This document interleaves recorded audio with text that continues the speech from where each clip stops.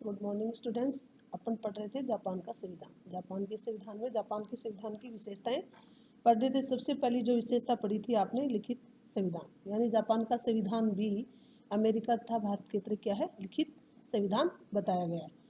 आगे दूसरा जो पढ़ा था वो लौकिक प्रभुसत्ता, और आगे जो है वो लोकतंत्रीय संविधान। अगली जो विशेषता है वो है लोकतंत्रीय संविधान।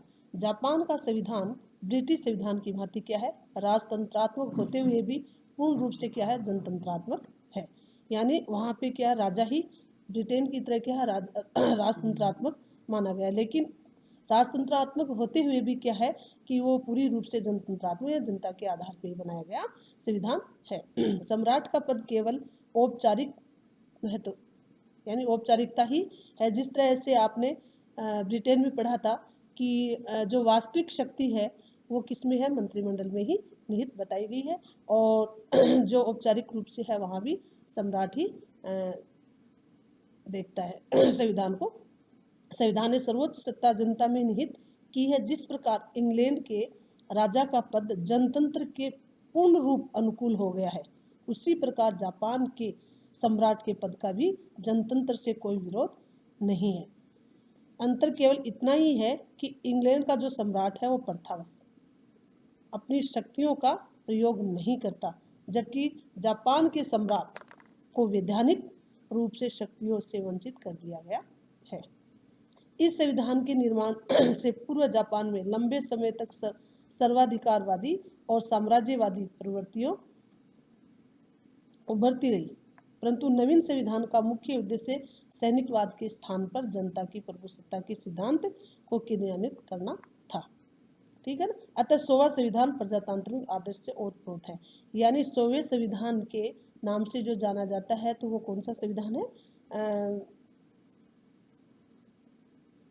जनतंत्रात्मक संविधान है। जो 100वां संविधान जो माना गया है वो जापान के संविधान को माना गया है। 100वां संविधान है वो जापान का संविधान माना गया है, प्रजातांत्रिक आदर्शों से ओतप्रोत बताया गया है। जापानी संविधान का लोकतंत्रीय स्वरूप उसके द्वारा प्रदान किए गए नागरिक अधिकारों से भी स्पष्ट होता है। जापानी संविधान के पीछे लोकतंत्रात्मक भावनाएं छिपी हुई हैं। वह शांति और विश्व बंधु के उच्च आदर्शों को शिक्षा देता है। यानी उनमें आपस में वहाँ की जो जनता है उनमें विश्व बंधुत्व का उच्च आदर्श बताया गया है। जापान में शासन का कोई भी अवयव जनता या जनता के प्रतिनिधियों के नियंत्रण से मुक्त नहीं है।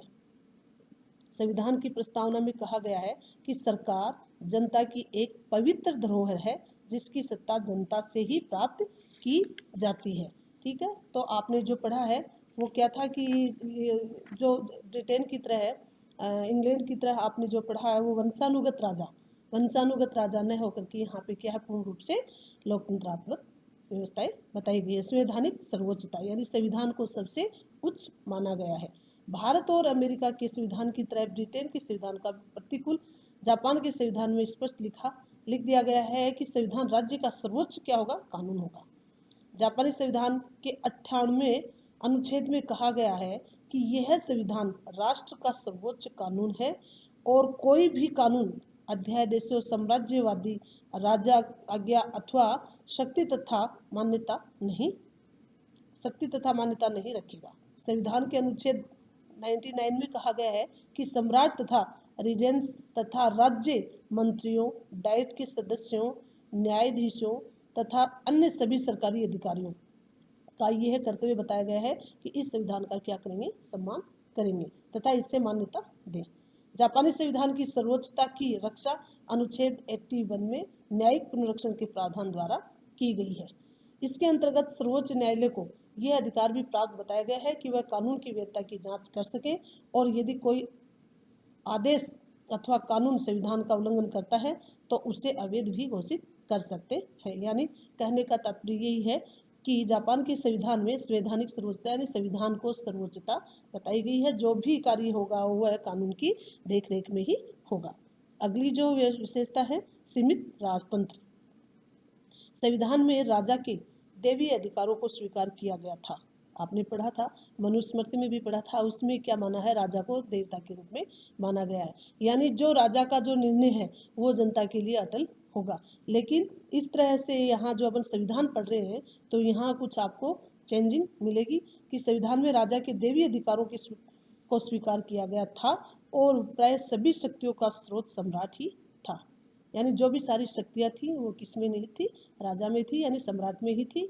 जैसा वंशानुगत जिस तरह से अपन ने इंग्लैंड के संविधान को पढ़ा है, वहाँ पे राजा का बेटा ही क्या राजा होगा, यानी सम्राट का बेटा ही सम्राट बनेगा। इसीलिए अब संविधान में जो है वो चेंज करने का जो है वो दैवीय अधिकारों को मानते हुए प्राय सभी शक्तियों का स्रोत क्या माना गया है, सम्राट को माना गया है। सम्राट सूर्य का वंशज माना जाता था और शासन व्यवस्था में मुख्य कील के समान था, यानी शासन एक कोई विशेष मायना नहीं रखता था, जो भी कोई कार्य था वो है सम्राट की देखरेख में ही होता था। संविधान की प्रमुख विशेषता यह भी बताई गई है कि उसे निरंकुश राजतंत्र की स्थापना की थी और सम्राट को पवित्र तथा अनित्यक्रम्य माना था। जापान में नए संविधान के अनुसार सम्राट की शक्तियों का पूर्ण रूप से अंत कर दिया गया है, यानी राजा की जो शक्तियां थी उसको पूर्ण रूप से जनता ने समाप्त कर दिया। राजा की जो शक्ति थी उन्होंने जनता ने पूर्ण रूप से क्या कर दी, अंत कर दी और ब्रिटिश सम्राट की भांति ही पूर्ण रूप से सीमित तथा संवैधानिक बना दिया गया है। जिस तरह से आपने ब्रिटेन के संविधान में पढ़ा था कि सम्राट के पास सारी शक्तियाँ होते हुए भी वो जो सारी शक्ति का प्रयोग नहीं कर पा रहा था, क्योंकि वहाँ पे क्या है, मंत्रिमंडल के द्वारा ही सारी शक्तियों का प्रयोग बताया गया। इसी प्रकार से जापान में भी क्या है कि पूर्ण रूप से सीमित तथा संवैधानिक बना दिया गया और जापान में निरंकुश राजतंत्र का सदा के लिए अंत हो गया है। यानी अब वहाँ पे क्या है, राजतंत्र का अंत कर दिया गया है और लोकतंत्र को पूर्ण रूप से लागू कर दिया गया है, पूर्ण रूप से सीमित तथा संवैधानिक बना दिया गया। जापान में निरंकुश राजतंत्र को सदा के लिए अंत हो गया है। अनुच्छेद 1 के अनुसार सम्राट राज्य तथा जनता की एकता का प्रतीक होगा। सम्राट राज्य तथा जनता की एकता का प्रतीक होगा और उसकी इस स्थिति का स्रोत जनता की इच्छा होगी, यानी राजा अपनी इच्छा के अनुसार किसी भी कार्य को नहीं करेगा, वो इच्छा क्या होगी, जनता की इच्छा को बताया गया है कि जो स्रोत जो माना गया है, जो कार्य जो होगा वो क्या होगी, जनता की इच्छा के अनुसार ही होगा, जिसके पास सार्वभौमिक शक्ति होगी। अनुच्छेद 2 में कहा गया है कि सम्राट का पद पैतृक है, सही है, वंशानुगत है, जो राजा का बेटा है वो ही क्या बनेगा, राजा बनेगा। इसलिए बताया है कि कौन से संविधान अनुच्छेद में 2 में कहा गया है कि सम्राट का पद पैतृक है और उसके उत्तराधिकारों की नियुक्ति इंपेरियल हाउस लॉ के अनुसार ही होती है। आवश्यकता पड़ने पर डाइट किसी भी प्रकार का संशोधन कर सकती है, यानी ऐसा नहीं है कि राजा का बेटा ही राज करेगा, ये अनुच्छेद 2 में बताया गया। अनुच्छेद 3 में कहा गया है कि राज्य से संबंधित सम्राट के सब कार्यों के लिए मंत्रियों के परामर्श तथा अनुमोदन की आवश्यकता होगी, यानी जो भी मतलब कार्य करेगा सम्राट तो इसमें मंत्रियों का क्या होगा, परामर्श होगा। मंत्रियों के परामर्श के बगैर किसी भी कार्य को संचालित सम्राट अपनी इच्छा से नहीं करेगा। अनुच्छेद 4 में कहा गया है कि सरकार के बारे में सम्राट के पास कोई शक्ति नहीं होगी, यानी जो भी शक्ति है वो मंत्रिमंडल में निहित बताई गई है। 4 के अनुच्छेद के अनुसार सरकार के सम्राट के पास कोई शक्ति नहीं बताई गई है, वो सिर्फ नामात्र का शक्ति मानी गई है। जो वास्तविक शक्ति है वो किस में बताई गई है, मंत्रिमंडल में ही निहित होगी।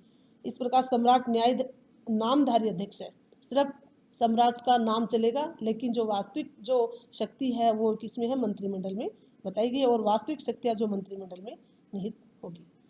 राज्य के विषय में सम्राट के सभी कार्यों पर मंत्रिमंडल का परामर्श और अनुमोदन अनिवार्य है, यानी यदि सम्राट किसी भी कार्य को करता है तो मंत्रिमंडल का परामर्श अवश्य बताया गया है, अनिवार्य है और सम्राट केवल उन्हीं कार्यों का संपादन करेंगे जो स्पष्ट रूप से उन्हें संविधान ने प्रदान किए गए हैं। अपनी इच्छा से किसी भी कार्य को सम्राट के द्वारा नहीं किया जाएगा। इस तरह से जापान के संविधान में भी क्या है, पूर्ण रूप से राजतंत्र का समाप्त करने की बात कही है कि यहाँ पे देखने के लिए सम्राट कार्य करेगा, लेकिन जो वास्तविक शक्ति है वो मंत्रिमंडल में ही निहित बताई गई है, मंत्रिमंडल के द्वारा ही सारे कार्य किए जाएंगे। अगला जो है युद्ध का परित्याग, अगली जो विशेषता बताई गई है युद्ध का परित्याग। वर्तमान संविधान में जापान को युद्ध करने का सर्वोच्च अधिकार से वंचित कर दिया है। संसार के अन्य किसी भी देश के संविधान में युद्ध की बात समावेश नहीं किया गया, यानी युद्ध के बारे में कहीं भी नहीं लिखा गया है। युद्ध त्याग के उच्च आदर्शों का समावेश संविधान की प्रस्तावना में ही किया गया है। संविधान के अनुच्छेद 9 में कहा गया है कि न्याय और व्यवस्था पर आधारित अंतर्राष्ट्रीय शांति के लिए अच्छे हृदय से आकांक्षा रखते हुए जापान के लोग युद्ध को राष्ट्र की प्रभुता में अधिकार के रूप में तथा शक्ति के प्रयोग अथवा धमकी को अंतर्राष्ट्रीय विवादों का निर्णय करने के साधन के रूप में त्यागते हैं। यानी इस तरह का जो कार्य है युद्ध का, जो परित्याग करते हैं कि युद्ध के जो संबंधित बातें हैं वो क्या है, युद्ध को राष्ट्र में प्रभु सत्ता में अधिकार के रूप में शक्ति को प्रयोग के उसको क्या करते हैं, त्यागते हैं। सैनिकवाद को पुनः पनपने का अवसर देने के लिए संविधान के विपरीत नए संविधान में सैनिक सेवाओं को सिविल अधिकारों के नियंत्रण में रखा गया है।